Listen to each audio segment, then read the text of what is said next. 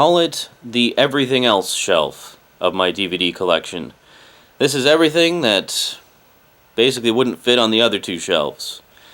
And this should be the final part. And apparently Rosie is really hoping that it's the final part.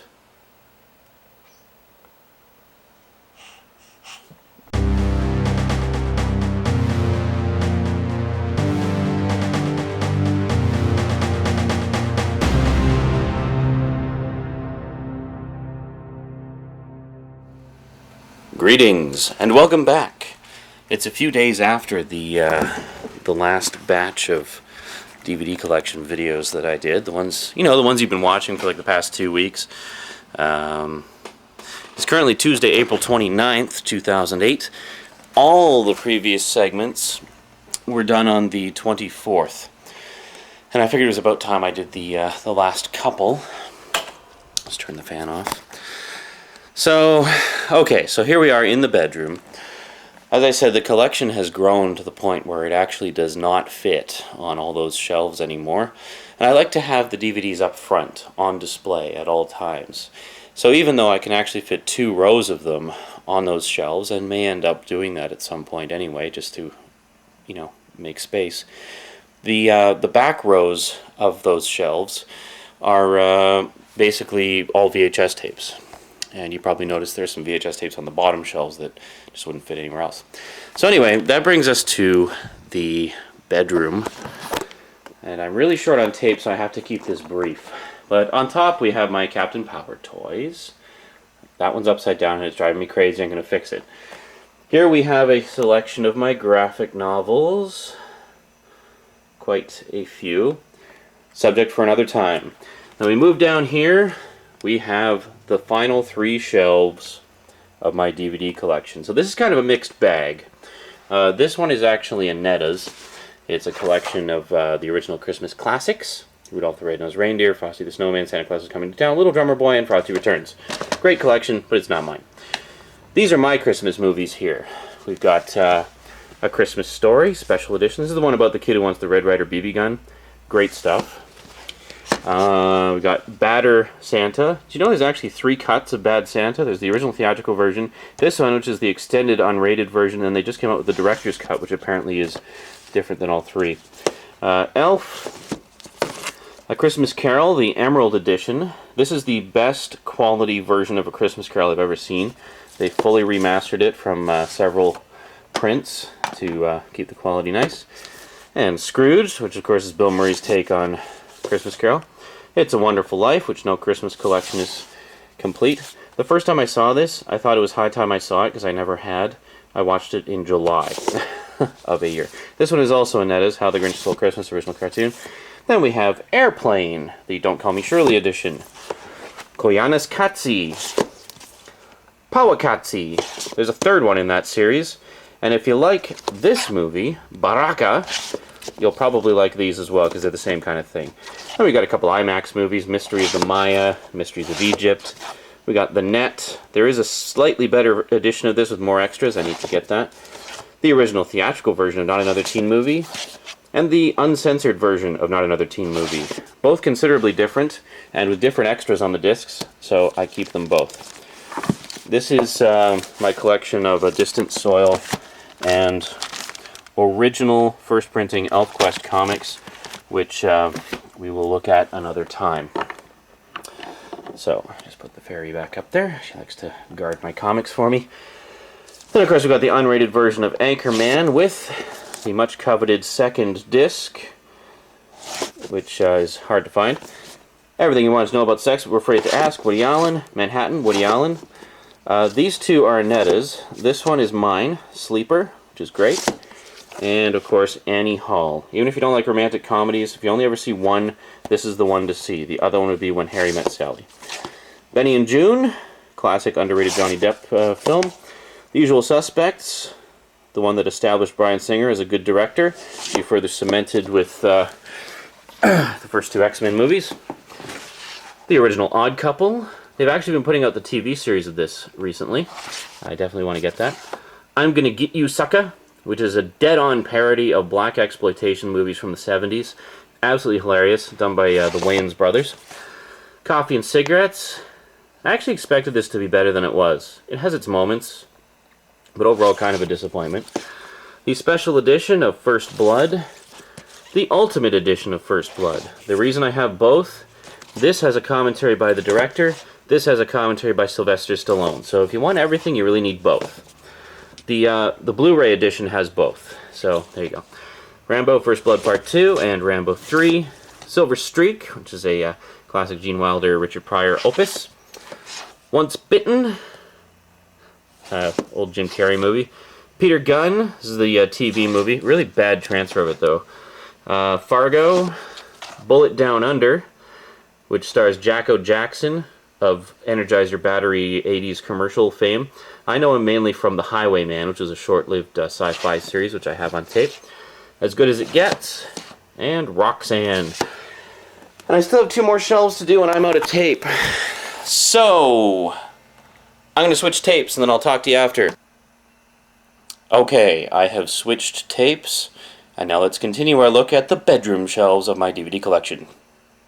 Alrighty, so moving right along, we have got Crank Yankers Uncensored. Puppets making crank phone calls. How can you go wrong? It's absolutely hilarious. Bit of guilty pleasure time here. We got Jackass, the boxed set, which is selected sketches from the TV show. It's as close to a complete series set we've got of the show thus far. Jackass the movie, and Jackass number 2. Now you notice, these are the theatrical versions. I know. I will get the unrated editions. Die Hard collection. The only reason I don't have the other Die Hard set is because it went out of print before I managed to get around to getting it. The other collection, the silver collection, is actually better for extras and stuff. But we wanted to see the movies again before the 4th one, and we still haven't seen the 4th one. A complete series of Soap, which is absolutely hilarious. It's a spot-on parody of soap operas, and is in fact a soap opera itself. And also featured the debut of Benson, the character Benson, who went on to later fame in the show of the same name. Another guilty pleasure here, we got the first season of Survivor, which I actually didn't see when it was originally on. Now, I knew who won, but I wanted to see it for the drama. You know, I love Survivor. It's just one of those, it's one of the few, like, reality shows that I actually enjoy. And then, of course, we got Tech War. Still waiting for the original TV movies to be released, but this is all 18 episodes of the show. This little section here is stuff that I borrowed from people and haven't seen them for a while, so I'm waiting to give it back. National Treasure. Notice it's the full screen edition. It's because this was a gift. If I had bought it, it would be the widescreen edition, of course. Then we have Nick of Time, which is a great movie with Johnny Depp and Christopher Walken. Pretty much the whole thing occurs in real time. It's like 90 minutes of just frenetic pace, and it's really good. Roller Derby Mania. I guess who doesn't enjoy a bit of roller derby action? I also have Roller Girls, the recent A&E series, but it's on loan to somebody, and I haven't seen them for a while, so... And then we have Serial Experiments Lane. We're into like the rest of my anime collection here, which is really good. Sort of a cyberpunky kind of show. Very trippy. Sorry the awkward angle here. I have my comic boxes right here. I have 4 actual comic boxes, which are in a terrible state of condition, and then this 10 of boxes is basically the equivalent capacity of 2 comic boxes. And then we got Blue Submarine number 6. I still need to get, I believe, episode 3, and I'll have the whole set. And Chimera. Okay, so moving right along to the rest of the anime collection, we have Nazca, Volume 1, Volume 2, Volume 3, Volume 4, and that's the whole series. And this isn't really anime, but it's in the section anyway, because it's anime-ish. Titan AE, pretty good movie, not bad, not great, it's just there. Ghost in the Shell 2, Innocence. Why don't I have the first one? I honestly don't have a good answer for that question. I've seen the first one. I used to have it on VHS, and I've seen it many, many times.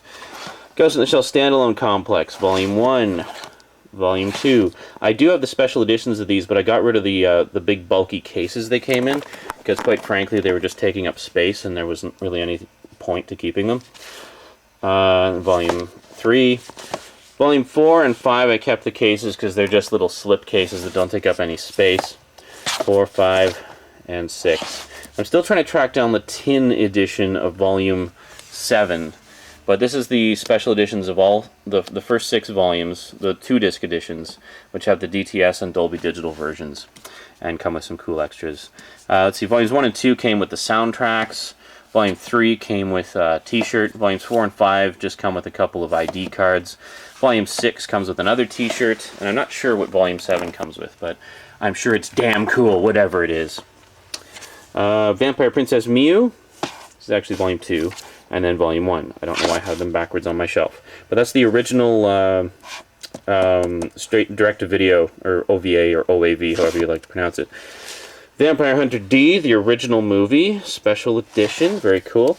Vampire Hunter D Bloodlust. A lot of people say, why isn't this subtitled with the original Japanese audio? Simple.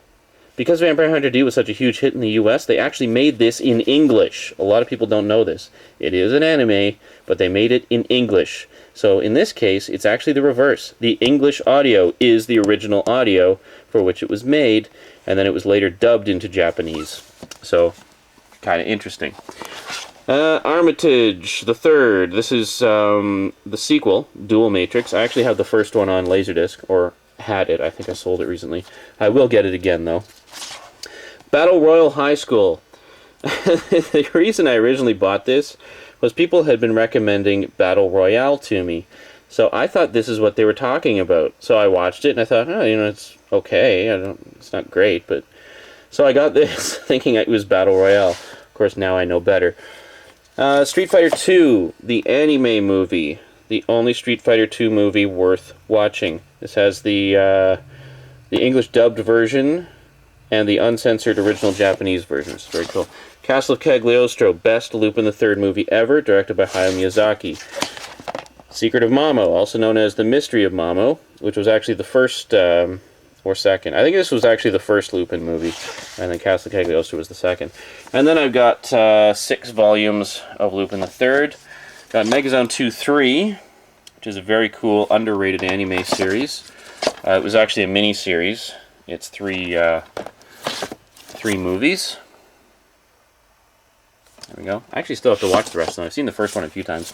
Devil Hunter Yoko, the complete collection. If you watched anime in the 90s, you'll know this series. It was lots of fun. It's kind of like Buffy with boobs. The Plague Dogs, which actually isn't anime, but I got it anyway. It's actually from the same people who did Watership Down. And same kind of story. Well, not really same kind of story, but same tone of story. Dagger of Kamui, classic ninja epic. Millennium Actress, which I know a lot of people say is one of their all-time favorite animes. I still haven't watched it.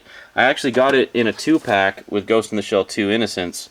And the main reason I got it was for this one, because it was cheaper to get it in the 2-pack than it was to buy it individually. And I got Millennium Actress with it. And then, of course, we got Boogie Pop Phantom. Really creepy, weird, and just twisted show. But if you're looking for a good kind of, you know, off-the-wall horror anime, I highly recommend this. Despite the cheesy name, it's actually quite scary and has some really great animation. And it's just really weird. But word of warning, it's a little cryptic in its storytelling style, so you may find it a bit hard to follow. But pay attention and you should be fine. So, basically, focus. That wraps up my DVD collection. That is it. That is the whole thing. Grand total, 569 individual titles. And I have 5 boxed sets of stuff on the way in the mail that I ordered through eBay that I couldn't find locally or just found cheaper through eBay. But I'll talk about those when they arrive because I have some specific things to say about those. So there you go. At long last, it's finished. Or is it? Actually, it's not, because we still have a Netta's collection to go through. I thought this time around we would actually take a look at a Netta's collection too, because a lot of the, you know, in the previous DVD